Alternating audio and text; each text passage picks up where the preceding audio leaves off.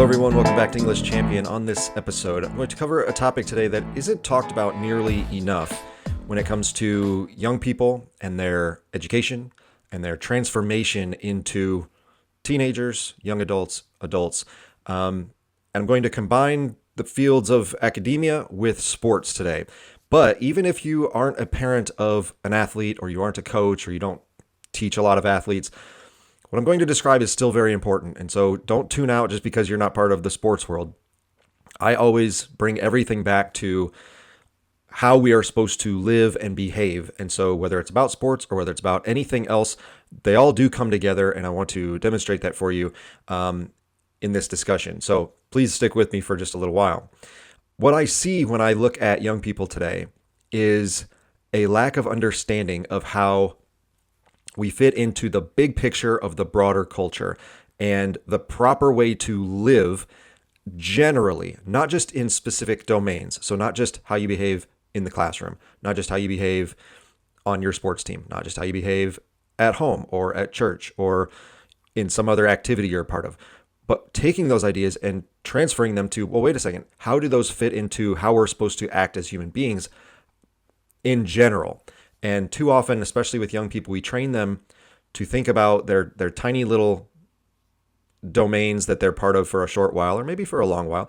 Maybe they stay with that for many years, but we think, oh, this is what I do in this thing.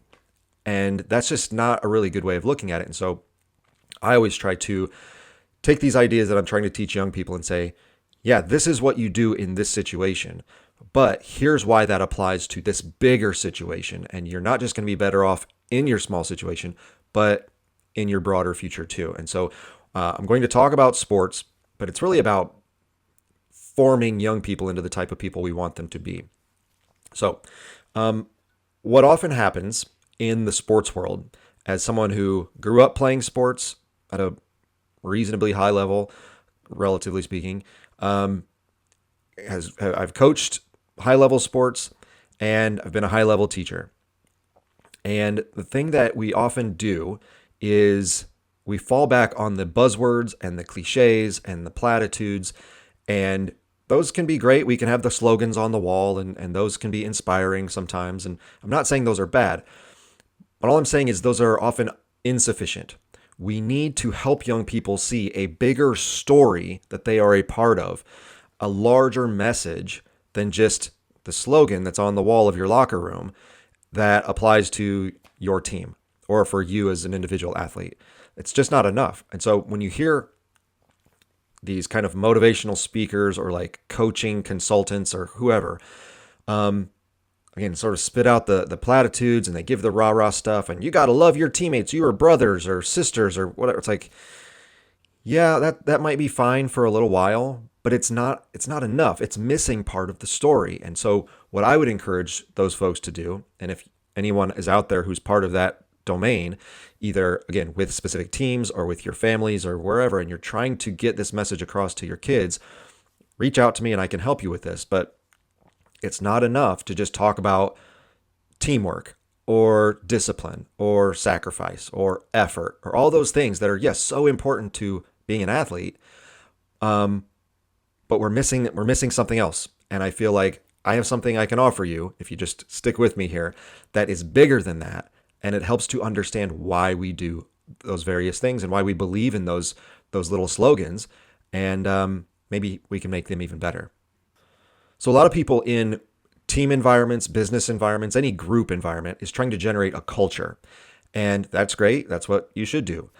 But again, oftentimes these groups are aiming at something that does help the culture, but is still missing something. And so I want to offer something that might be missing here.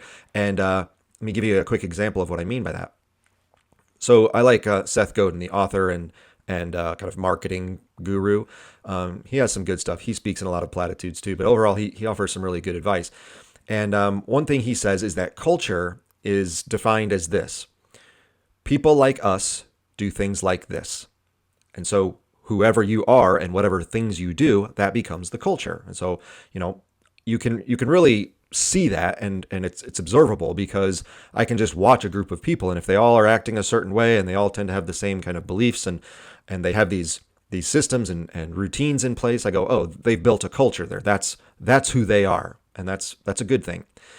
However, it really only, I'm not going to say it only works, but what really helps is if you have something even more than that. Instead of just people like us do things like this, there has to be something even above that, which is, well, why do we want to be a part of that culture? What are we aiming at by doing these things that we're putting in place?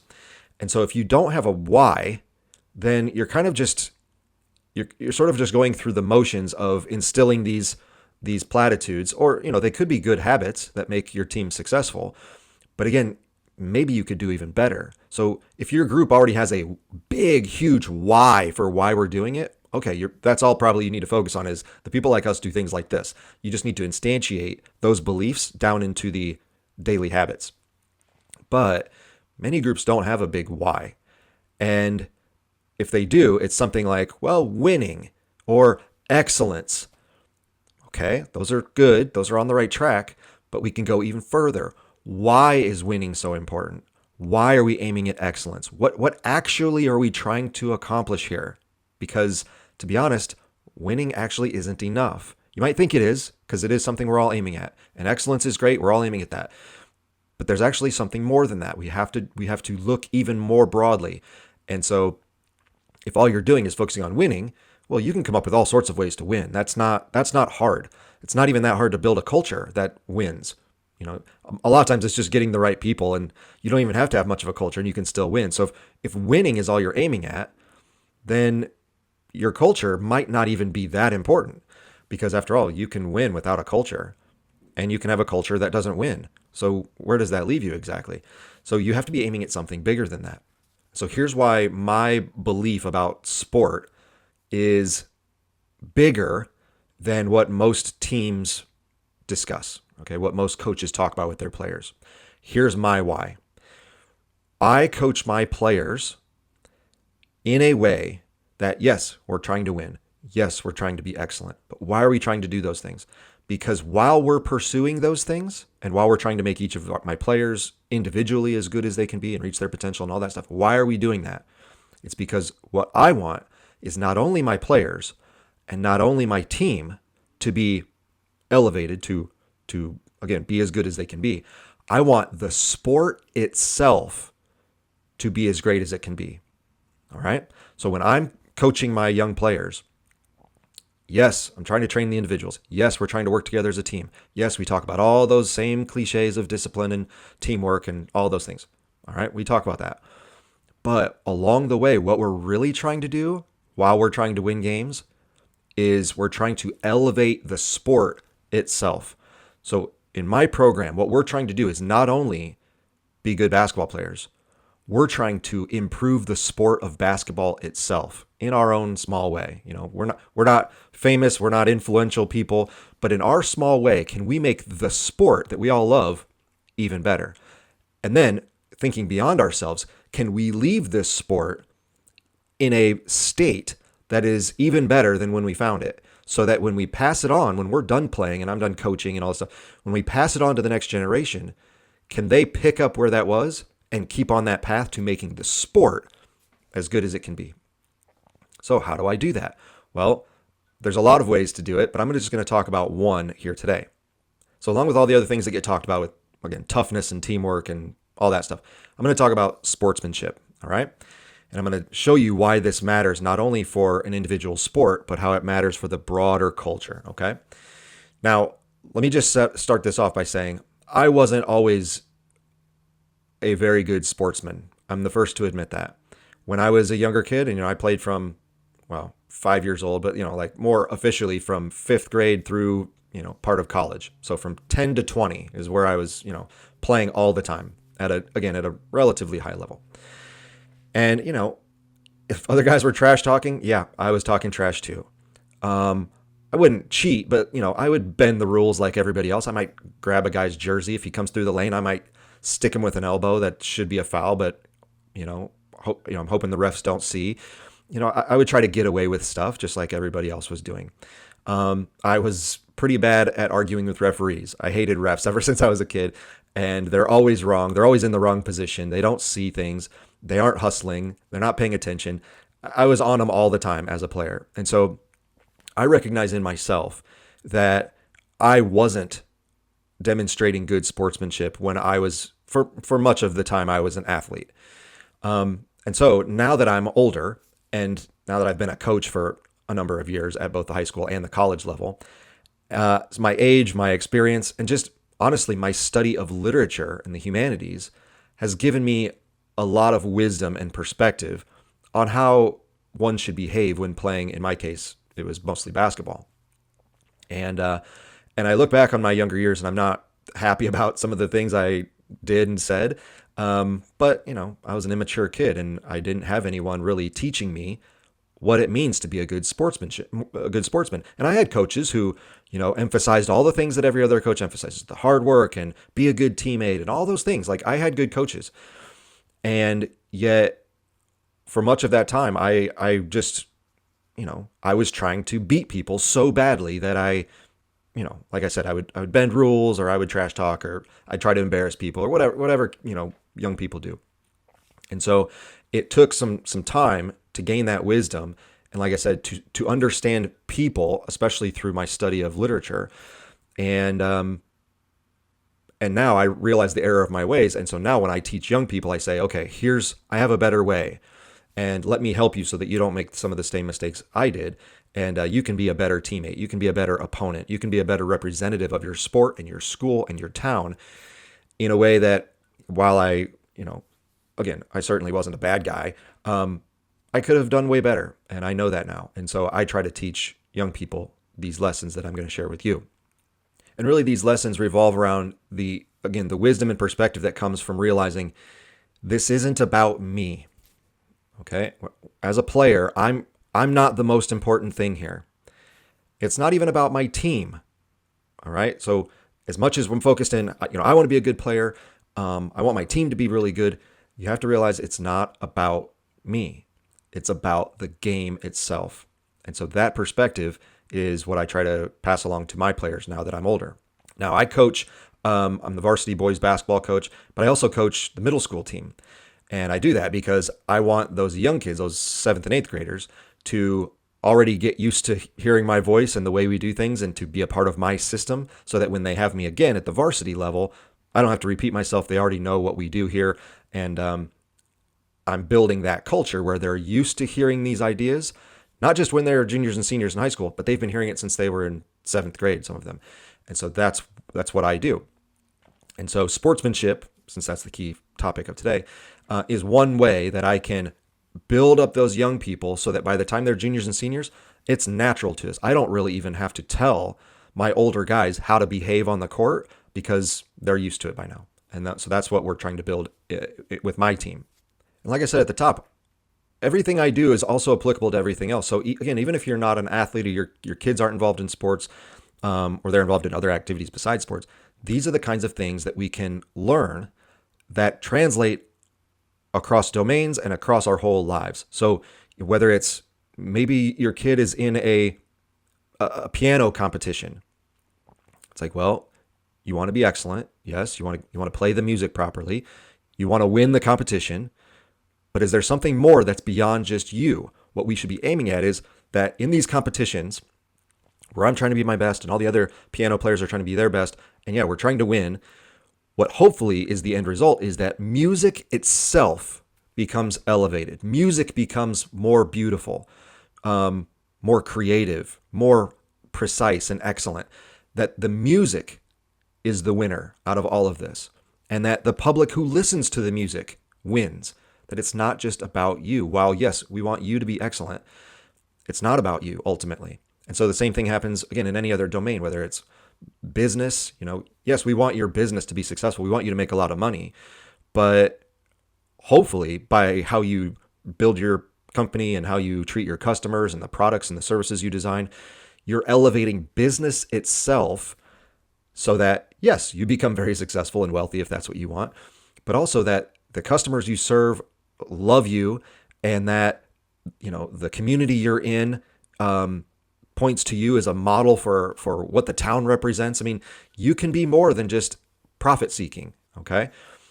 Yes, you should always aim at again, trying to not only keep your doors open, but be as profitable as you can be, because, that's hopefully how you serve more people. But if all you're looking at is profits, there's a variety of ways to just make money. And what I'm arguing here is that there is a proper way of doing these things. There's a proper way of running a business. There's a proper way of being an artist or a musician. There's a proper way of being an athlete. Even a student, there's a proper way to be a student. After all, there are a variety of ways to get straight A's. Cheating is always on the table. You could always just do that. But is that the proper way to be a student? So, we're talking about sportsmanship, but there's also sportsmanship in all these other domains. And like I said, I'm trying to teach my players and my students that there is not only a way to compete hard and to try to be good, but that even above that, there's a proper way to compete or to be a part of this domain. And we want to do so that the thing itself, in this case sports, is elevated and everything connected to that sport wins. It's not just you winning, everyone wins. You might think, well, how's that possible? Well, let me give you a few examples of what I do and don't do in my program. So the first thing is I constantly employ my materials from my sports and literature course. So even with my team at basketball practice, I make references or I show them videos or I have talks with them about things that I use in my sports and literature class, because those stories, those themes, those archetypes, those morals apply directly to the basketball court or whatever sport you might be a part of. So if you want extra help, please check out my sports and literature course and then contact me and I can help you integrate the academic side with the athletic side, and your kids will get a lot out of it. One of the messages we have for my team is that we want to be a team that other teams want to play against. Now, you might think, well, why would they want to play against you? You're trying to beat them and they're trying to beat you. So why, if you want to be a team they want to play against, is that because then they can just beat you, or how does that work? And that's not it. We want to be a team that other teams want to play against, because we want to present ourselves so that when teams play against us, they know we are going to give our best effort, because that's what sport is. You have to give your best effort, otherwise the sport doesn't work. We are going to play fair so that teams know, oh, that team, yeah, they don't cheat, they don't do anything dirty. The game is going to go how it's supposed to go. They get to play their hardest without any repercussions from us. Like, we're not going to complain. We're not going to pick a fight with anybody because they're going hard. We want you to go hard, just like you should want us to go hard. And so when teams play against us, hopefully they know they are getting a good game that's played fairly, where both teams are trying to win according to the rules, and we are going to do our best to make it an enjoyable experience for everyone involved. All right. So even though we're going to compete really vigorously, we are going to do so in a way that is very friendly and allows for the opportunity for something more than just an hour and a half of intense competition to develop. Maybe there's an opportunity for friendship to develop. Maybe there's an opportunity for collaboration to develop in some way. That we understand that not only are we competing, but sport is also about cooperating. After all, the game doesn't exist if one of you is playing by one set of rules, another team is playing by a different set of rules. There is a cooperation. After all, you had to arrive at a certain time. You probably need to be wearing different uniforms so we can tell who's who. Again, you have to both agree that you're going to follow the basic set of rules. It's cooperation. You have to work together. And so we want to be a team that, in that working together process of trying to have this thing called a game, that it functions smoothly and they enjoy being a part of it. And then what we also want is that not only does the other team enjoy playing against us and with us, but that the fans who are watching enjoy watching the game because they're seeing two teams, again, playing properly, that the coaches are enjoying it because, yes, I'm trying to help my team win, but even if we don't, I can respect what the other coach is doing for his team, and we can come up with good strategies, and sometimes they work and sometimes they don't, and it's fun to try those out and see how the kids respond to it. And that even the referees go, you know what, that was a really fun game to be a part of. Both teams played hard. I didn't have any problems with either team. They were both very friendly with each other, but still competitive. And it was a pleasure to referee those teams. And then, maybe even bigger than that, the schools benefit from it because, after all, if we're playing the proper way, then our school might gain a reputation in the area that, the guys who go to that school, boy, they're good guys and they're good ball players and they're good representatives of what their school is and what their community is. And it goes on from there. So when we say we want to be a team that everyone who comes in contact with us wants to keep doing that we want to make it an enjoyable experience, even if we go and smash them by 20 points, we want the other team to go, you know what? We lost tonight, but that was a really good game. We enjoyed playing you guys. I hope we can do that again soon. Or on the flip side, if we lose by 20 points, we should play in such a way, and we hope our opponent plays in such a way that we, after the game, go, yeah, we lost and we need to improve and we're going to work on that. I'm disappointed about losing, but it was a really great evening. I'm glad we got together on Friday night and played this really intense game, and we should do it again sometime because that was really fun. That's what you want, because the goal of sport is to continue the sport in the best version possible. And so that's what we do. So as a broad message for my players, that's what we often talk about is we want to be the team that other teams look forward to playing against, not because they're going to beat us, but because it's going to be a fun event that we all can participate in and compete really hard, and we're both trying to win. And at the end, whatever happens, we can look back and go, that was exciting. That was an enjoyable game. I liked playing that game and coaching that game and reffing that game and watching that game. And so we want to do that as often as possible. Let's play those guys again. That was fun. That's what we want. So that's what we're aiming at with my young guys, broadly speaking.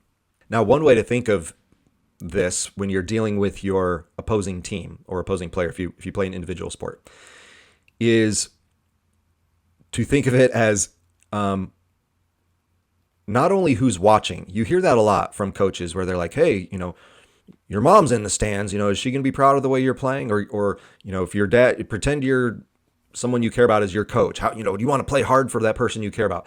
And we take a different perspective. In Christian environments that I've been a part of, where I can teach various Christian principles, one thing that we talk about, and I got this from a book called Good Game, which is a really great book for people of faith who are involved in the world of sports, is in that book, the author describes how you should view your opponent as Christ. All right. Some people go, in Christian environments, they might say, oh, imagine Jesus is in the stands watching. Are you going to play, the way you should play? And he says, no, go further than that. Imagine that Christ is your opponent. How would you play in a game if Christ was your opponent? Well, you'd still play properly. I mean, Jesus wouldn't want you to just give up. He didn't, help create you so that you would just roll over and not participate. He wants you to be your best. And so you should give your best effort and compete really, really hard. But you're going to compete according to the rules because, after all, he's Jesus. So you probably don't want to break rules in front of him because he's going to know. And you want to demonstrate a respect and, in a Christian's case, an actual love for everyone around you, including your opponent. Why would we do that? Because when you demonstrate love to someone, you show a respect for the entire environment that you're in.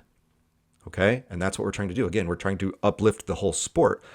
So when I respect my opponent, I actually care about my opponent's well-being. It's not just respecting my opponent. It's not just being a good sportsman to my competitor. It's being a good sportsman for the sport itself, because we're trying to create an environment where, well, what if everyone acted that way? How great would sport be if everyone cared about each other in that way? Of course, in Christianity, that's the whole point of Christianity. What if we cared about everyone that way? Now, when I'm not in Christian environments, I don't use that example. When I'm in public school or secular environments, I might say, what if your grandma was your opponent? Your sweet grandma, you were playing basketball against her. How would you play? Well, you would still play in a way that your grandma would respect you because she cares about you. She wants you to do well and be your best. But you'd also do it in a way that is very respectful and not that you want to take care of them, but that you'd want them to also do as well as they can. You want them to reach whatever potential they have. Okay, so imagine whatever side of this you want to imagine, from a secular perspective or a faith-based perspective, but imagine your opponent as someone you truly care about. How would you play against that person? How could you participate in sport so that both of you have an enjoyable experience? Because those are the kinds of situations where we all want to be a part of, and we want to keep doing that. If one of us is in a bad situation, at some point you're going to go, yeah, I don't want to play anymore. And so now you don't have an opponent to play with. And so that hurts you too. So we always want to be in a way that respects our opponent so that they want to keep playing with us, because no one wants to play against another team where, oh, they're a bunch of jerks. Oh, they cheat. They're just trying to embarrass people. They're not playing the right way. Like after a while, that isn't fun. And so why would you want to be a part of that? So what are the ways we implement this stuff on my team? Well, let me give you a list of don'ts first. We don't trash talk. We don't say anything negative to anybody. We don't argue with refs. We don't shout and one. We don't do any of that stuff. We don't, when we get a foul in a basket, we don't flex over people pretending that we're some big tough guy. We don't make gestures to the crowd. If someone makes a three, you don't run down the court, three, all that stupid stuff. Nope, we don't do any of that. If we score, we get on defense. That's what we do. Or you can give a high five to your teammate. You can pump your fist because you're excited. That's fine. But we never do anything to demean the other team, to demean the referees, to insult the crowd, even to try to pump up the crowd. We don't pay attention to the crowd. The crowd should respond to how we're playing. If we're playing really well, the crowd will get excited on its own. It doesn't need you gesturing and putting on a show for people. That's stupid, and we don't do it. And if anyone is doing that, they are on the bench faster than you can even imagine. Or if this kinds of stuff happens in practice, we're on that line and we're going to run until you can't breathe, because that is unacceptable. And so we train it out of our players very quickly. Other things that should be more obvious, but again, are let slide at certain programs. We don't swear in my program. I don't swear at the players, and I don't want them swearing on the court either. That was something from my college coach who never swore in practice. And if any of us were caught swearing, we were on the line and we were running. And his reasoning was, and it's the same reasoning I use with my players, is if you can't control your own mouth, how can you control the other team? We're playing against an All-American. That guy scores 28 points a game. How are you going to be able to control him? You can't even control the words coming out of your mouth. So you're not prepared. And so we're going to get prepared by running. So that's what we did. So in my program, there's no vulgar language. Again, I don't use it, and so I don't allow them to use it either. We, of course, don't insult or harm our own teammates. That's just should be standard for any program, regardless of what you're doing. And not only do we not break rules, we don't even bend the rules. Okay, we don't do the little chippy things to try to gain an advantage. We play everything square, everything is fair, and in practice, if someone does some of that stuff, I immediately call a foul, even if they think, oh, I didn't even do anything. Nope, it's not okay. We don't do that.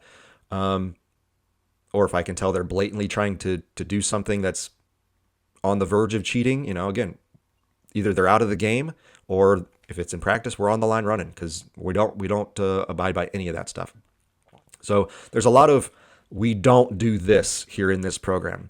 And you might think, well, isn't that stifling the players? Isn't it, trying to, you're not letting them be emotional and excited about things? And that's not it at all. You can be excited. I want you to be cheering for your teammates. I want you to be giving each other high fives. I want you to be super energized and pumped up. None of that needs to come from trying to demean or cheat or anything like that the other team. So we don't do any of that stuff. And again, if anyone's caught doing it, there's swift punishments coming forth. Now, it's not always just don't do these things. There are several things that we do as a team to try to improve sportsmanship. And again, to have the higher goal that if we act in the proper way, then the other team will enjoy playing with us and the sport itself becomes better. So what do we do? Well, help our opponents off the floor. So if there's a dive for a ball and everyone's on the floor, we're the first ones to pop up and we help our opponents off the floor. Even if they've been, doing some dirty stuff to us all night, we help them up. We even have guys who not only do we sprint to help our teammates up. So if our teammate dives on a ball across the floor, he takes a charge or whatever, we train our guys to run across the court and help him up. We even in certain situations will do that for the opposing team. If they dive for a ball and, even if we're kind of far away, we might jog over and actually help them up because we want to commend them on their effort. Even though they're our opponent, hey man, I respect the fact that you put your body on the line and dove into the crowd for that. That was pretty cool. Slap them on the back and say good effort, whatever. So we help opponents off the floor. Again, to that compliment part, we try to give compliments to other teams. Now, it may not necessarily happen in the game, though you can. If someone makes a tough shot on you and you're jogging back down the court, you can say, hey, man, great shot. I thought I was on you, but, man, you nailed it. That was a tough shot. Way to go. Or, if someone strips it from you or blocks your shot, say nice block. It's okay. Like, who cares? It doesn't matter that you're giving someone a compliment. And we especially try to do that, again, even in the game where maybe things are so fast-paced, you're not really thinking about it in the moment. At the end of the game, when we're going through the handshake line, that's something we try to do. Instead of just going through the kind of perfunctory, hey, good game, good game, good game, good game, where no one is actually having a relationship with anybody, I encourage the guys, I can't really make them, but I encourage them, hey, if someone on the other team, the guy who was guarding you or someone that you were going up against all game did something well, go ahead and tell them. Be generous to the opponent. If that guy D'd you up really hard all night, go ahead and say, hey man, good defense tonight. I'm worn out. That was, you played hard. I appreciate that. If a guy, had a hot shooting night, tell him, hey man, great shooting. We couldn't stop you. Way to hit from outside. Good shooting. We tell him that. I constantly go through and I tell kids, hey, good hustle. I'm very specific on effort. Like, hey, great effort tonight. Thanks for playing hard against us. We appreciate it. I want to emphasize again the intensity and the how hard they're working on both sides of the ball. So I tend to focus on the effort stuff. But if a kid does something great, hey, nice shot. Way to play tonight. I say all those things and I tell the coach at the end, the same thing. And again, we don't just give high fives. Like we go through and I tell my guys, shake their hand. Don't just touch them. Don't just walk past them. Shake hands, look them in the face and say, hey, good job tonight. That was fun. Thanks for playing us. And it makes the whole experience way better because, even if they don't say it back to us, that's okay. We'll be the generous ones. And again, we want them to like playing against us because even if we beat them by 20 and, but we go through afterwards and say, hey man, that was a good game. We appreciate you playing. You played hard. And, I look forward to playing you guys again. We don't rub it in. We don't want them to feel bad, even though they lost by a bunch. And even if they beat us by a bunch, we want them walking away thinking, yeah, we noticed you guys are really good. We appreciate how good you are. Keep it up. We'll try better next time, and we look forward to playing you guys again. We have no hard feelings. You're better than us. That's fine. So there doesn't need to be animosity. There doesn't need to be like an embarrassment of other people or other teams. We don't need to put them in their place. We showed them. We just don't care about that stuff. We want it to be enjoyable for everybody, and we think that will kind of bleed over to the school environment, the crowd atmosphere, again, the referees, that if we act in a proper way, hopefully other people notice that and everyone will start acting in a better way as well. So we'll have a better crowd experience, better environment at school the next day, whatever it might be. We're trying to play our part, and how we exhibit sportsmanship is aiming at that. Also with the handshake line, I'm always the first one to go. So right when the buzzer goes off, I don't want our guys like celebrating and running around and all that stuff. Like immediately you're behind me and I'm going first through the line because I'm the leader of the program. And I want a lot of coaches, they stand at the back. I don't do that. I'm first because I'm the one leading my players on how to act properly. I'm always demonstrating to them, here's what you do to be a true gentleman as an athlete. And so they follow me through the line. And so they're always seeing, a model, an example of how to behave when you are in those close environments in the handshake line with the other team. We also, of course, you can guess that we try to act as honestly with the referees as we possibly can. Not only do we not argue with them, but we try to be helpful. If the ball rolls away, we go get it for them. Like, we don't expect them to go do it. If there is, this happens several times. If there is a ball that goes out of bounds off of us, we will tell the ref, hey, that was off me. You can give them the ball. Because that's the truth. I'm trying to teach my players how to tell the truth. And so, again, we're not trying to look for every little advantage. We're going to play hard within the rules, within the boundaries of the court. But if there's a call that isn't correct, that benefits us, like we'll go ahead and tell them. Now, this happened just yesterday, actually, in a game. That happened. My guy touched it. They said the ball went the other way, and I handed it to the ref. I said, oh, my guy touched it. It's their ball, and I gave them the ball. And the ref changed the call, and he gave them the ball. However, there's probably 3 or 4 times during the year where the ball came towards the bench, it went out of bounds. I knew it was off my guy.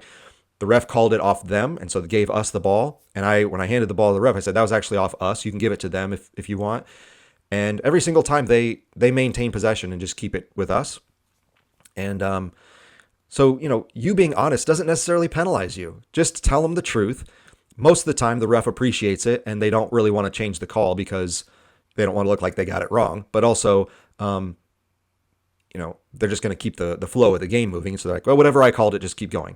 And so it's not like every time you are honest with a ref, you're penalizing yourself. It's not necessarily the case. And in the long run, hopefully the refs see that when they play us, they're like, hey, that coach over there and those players, they're really helpful. They're really honest. They don't try to take advantage of us. They don't yell at us.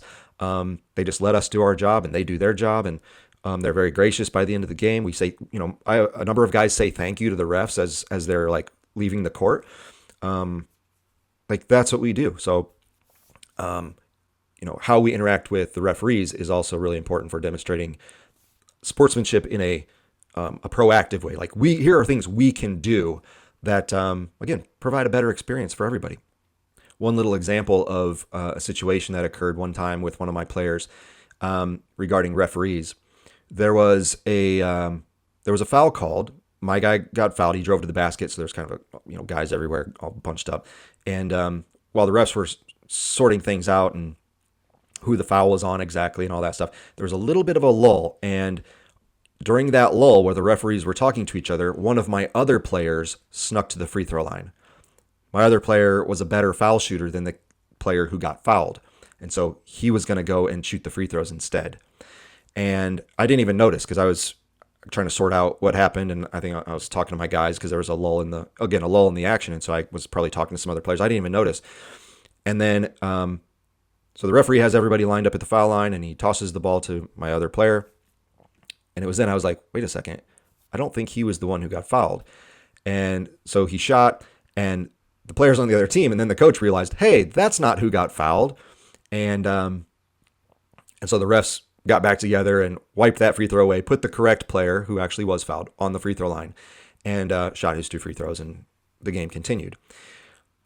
However, because I saw, after I was late in seeing it, but when I saw it, I immediately pulled him out, and I had a chat with him, and I said, hey, I know what you're doing. I know you're trying to get an advantage.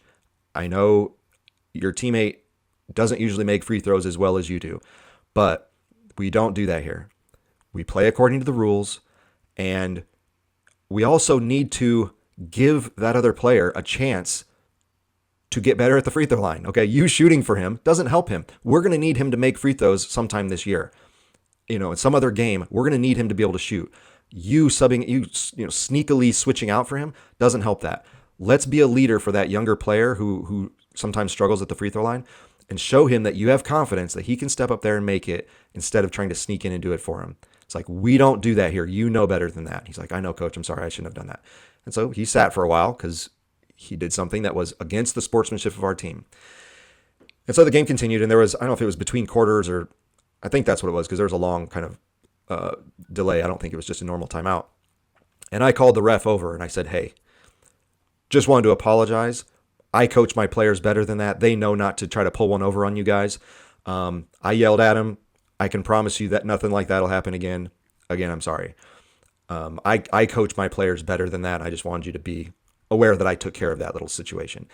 And he was super, thankful and, appreciated. Thanks for coaching your guys properly and all that stuff. And so, even though we talk about these things and drill them, these things still happen, and they're opportunities to teach.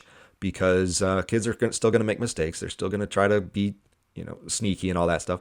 And but I hold them to account. I lay down the rules. And I say, no, that is not acceptable. We don't do that. And then we go apologize. If we do something wrong, we say, hey, sorry, I shouldn't have done that. And we make amends for it. And we promise not to do it again. So that's one example of how we've had to deal with refs and sportsmanship and trying to take advantage of a game situation recently. So why do we not do all those bad things? Well, the reason why, and for the reason we do the good things, is because it's not about us. Like I said at the top, it's not about me. It's not even about my team. It's about the game itself. It's about the entire environment. We want everything to be functioning as smoothly and as at a high level as possible. And so if I'm constantly shouting, "and one," whenever I make a basket, well, one, by me yelling, I'm drawing attention to myself. I'm also undermining the referees because I think I know more than they do, when most of the time players don't.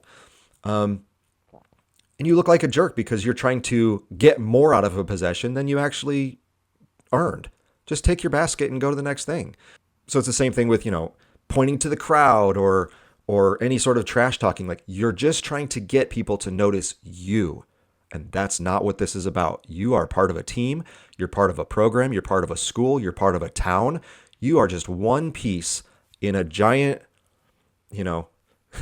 kind of industry of athletics here.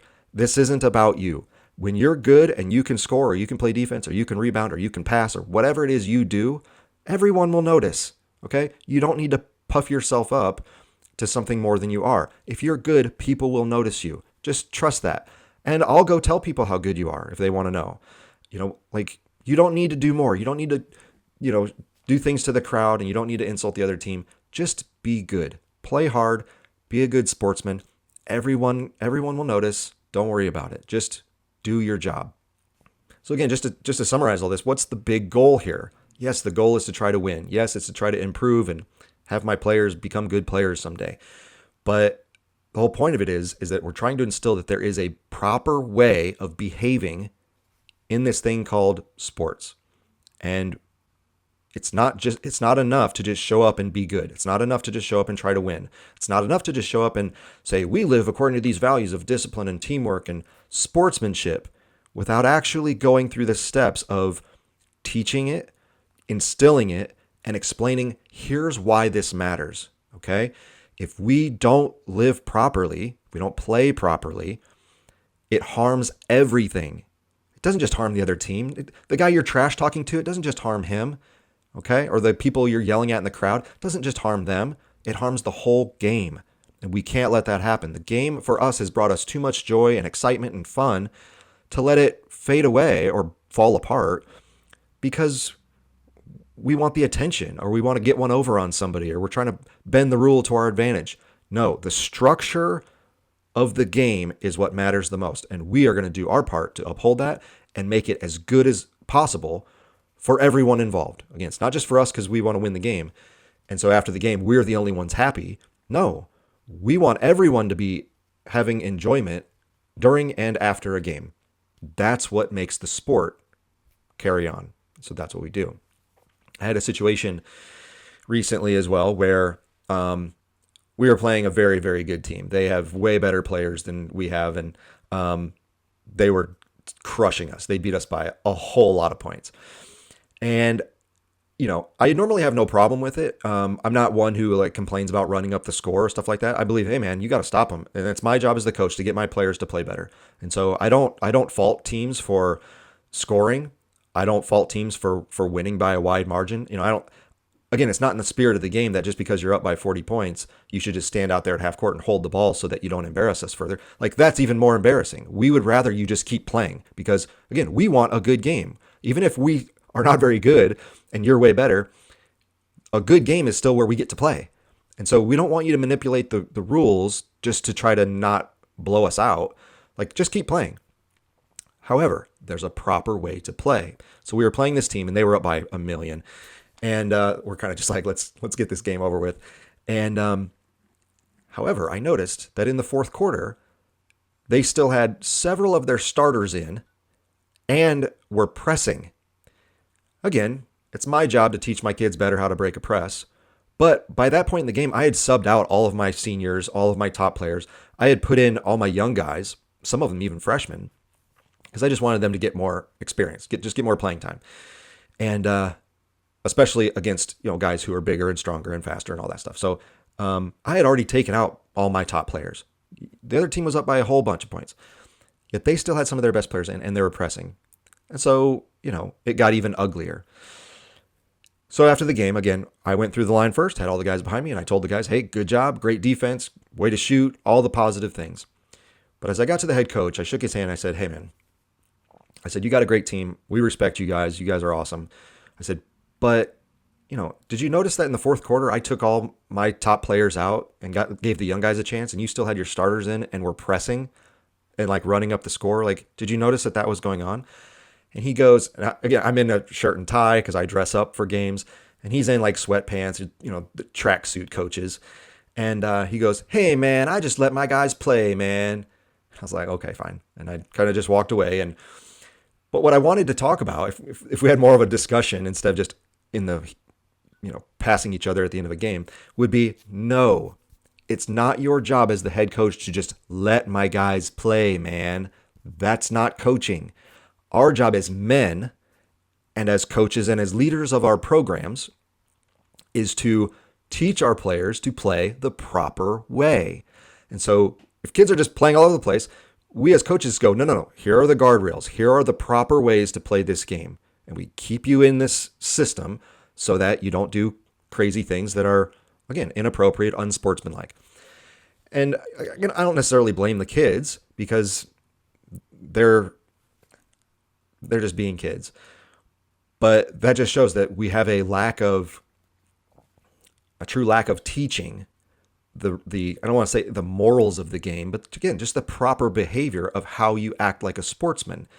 And that doesn't mean, oh, take your foot off the pedal and stop playing and, let the clock run out so you don't score anymore. No, just keep playing, keep running your offense, keep playing defense. That's all fine.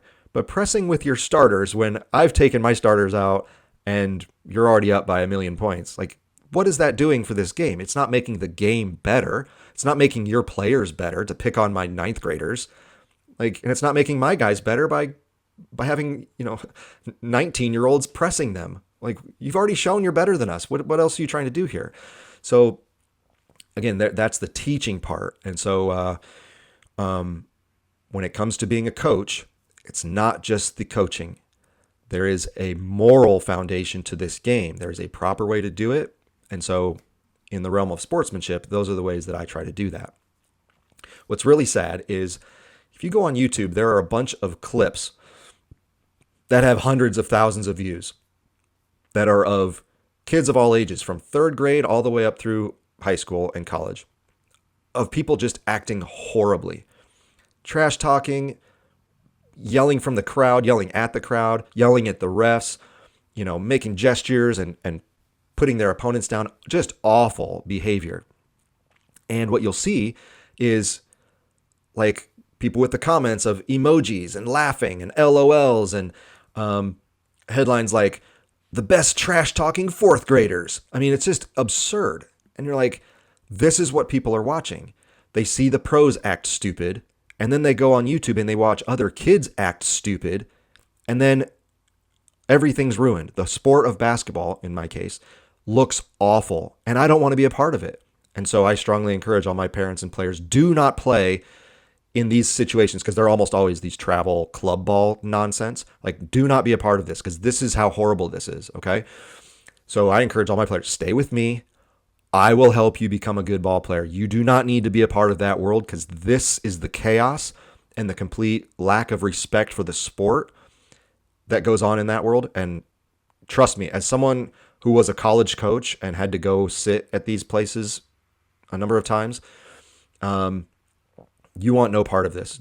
And so that whole club environment is awful, and it makes all of this stuff worse. And so parents out there, you need to find coaches who are true teachers, who are truly upstanding men or women who can demonstrate the values of the sport while also helping your son or daughter become really good players and really good, part of really good teams.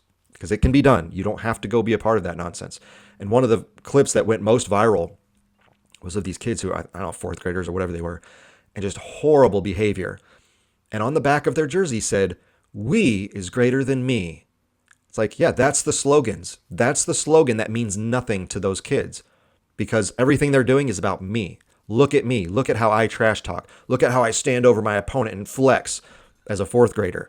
I mean, it's absurd. And so those of you out there who are these like coaching consultants, or like I said, motivational people and culture builders, or whatever you guys are, that's great. I'm glad those things exist for teams who need help. But I just encourage you, if you want a different perspective on how to do all of this stuff, where we actually go beyond the slogans, where we actually go beyond even the sport, even the basketball court or the football field or whatever team you're advising, and we say, wait a second, there's a reason I'm telling you these things. There's a reason we focus on discipline and, again, teamwork and sacrifice and all these key words, but there's a bigger story that you're a part of. And if you don't understand that bigger story, then the platitudes aren't going to stick. Okay? Because, again, those kids had the platitude written across their jersey and they didn't care about it. So what makes you think that your players that you're advising or these coaches you're giving speeches to are going to remember this beyond today? Or they're going to make a poster out of it and put it on the wall in their locker room. So what? And then we get the same stuff that we've been getting for all these years with people acting so terribly from a sportsmanship standpoint. If you truly want to improve sports culture, if you truly want to preserve the greatness of these activities, whether they're individual sports or team sports, you have to focus on something bigger than just the platitudes, okay, than just the slogans, than just the cliches. There has to be a bigger message, a bigger story. And I have a bigger story to share with you. If you'd like it, let me know. But yeah, sports they've been ugly for a long time. I mean, there's always been bad elements of sports. But now that we see little kids acting this way, and now it's commonplace for high schools to be condoning this kind of behavior, it's just not good. And as a man who wants good things for young men, I have a real problem with it. And so I train my young men differently. And those young men are going to be not only good basketball players, but they're going to be upstanding citizens. They're going to be people who care about their education. They're going to be people who are good family men, good employees. Whatever they want to do in their life, they're going to be good at it because they've been learning the lessons and the morals and the values that I offer, because I teach them in a very different way than all the other slogans they've been hearing their whole lives. So that's what I try to do. If you want to hear more about integrating sports and academics or sports and moral lessons, please let me know. This is kind of my expertise, because I'm someone who played, at a relatively high level. I coached at a high level, and I've taught at a very high level. So I've done it all. I see all of it from all perspectives, and I can help you and your team or your school implement some of these kinds of ideas and create a better atmosphere, again, for your team, for your school, but even better, for the whole sport itself. So we can aim higher, we can be better, and if you want more advice, let me know. Thanks for watching. I appreciate you checking in with me every single week. As always, I'll be right back here every Monday and Thursday.